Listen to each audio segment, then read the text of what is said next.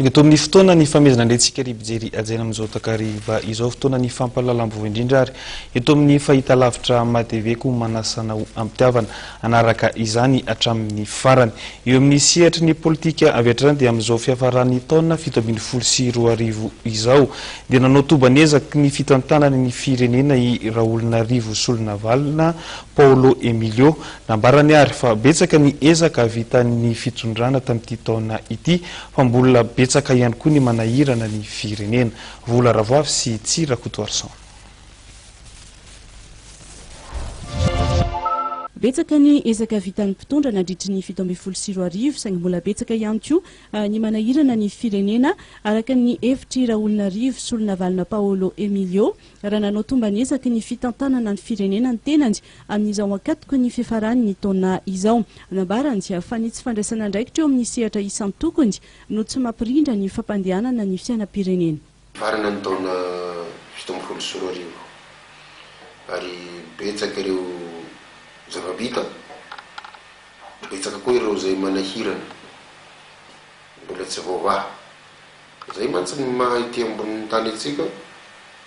misy mazava dia misy ny haizina fa raha nandinika sy nanaraka ny zavatra ny teneno ny mpanara-baovao hatramin'izay dia mety ndresako hoe ny 70 à 80% nisy mampandeha ny raha mpanjakana eto Madagasikara dia avy amin'ny mpiasa-panjakana zay misy mandray andraikitra fa betsaka loatra misy tsy mandray andraikitra dia zay zavatra zay zany no nampitaiko foana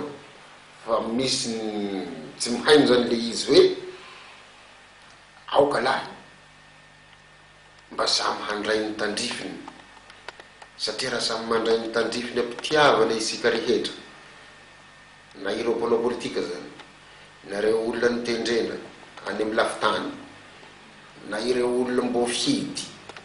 zay hatrany amin'ny fokotany mandeha amin'ny mairie mandeha amin'ny région hatraty ambony raha samy mandray ny tandrify azy araka ny tokony ho izy araka ny lalàna velona indrindrandrindra mitsinjo ny vahoaka dia mba maivamaivana ny fahasarainana menjady amin'ny vahoaka tamin'ny taona 724. Nambarany Raolonarivo Solinavalona Paolo Emilio fa ny famahana ny olana ara-tsosialy sy ny tsy fandriampahalemana ny fiakaran'ny vidim-pianana izay mampiakaiky ny vahoaka amin'izao fotoana izao no tokony mason'ny mpitondra amin'ny 12 sy 2 arivo.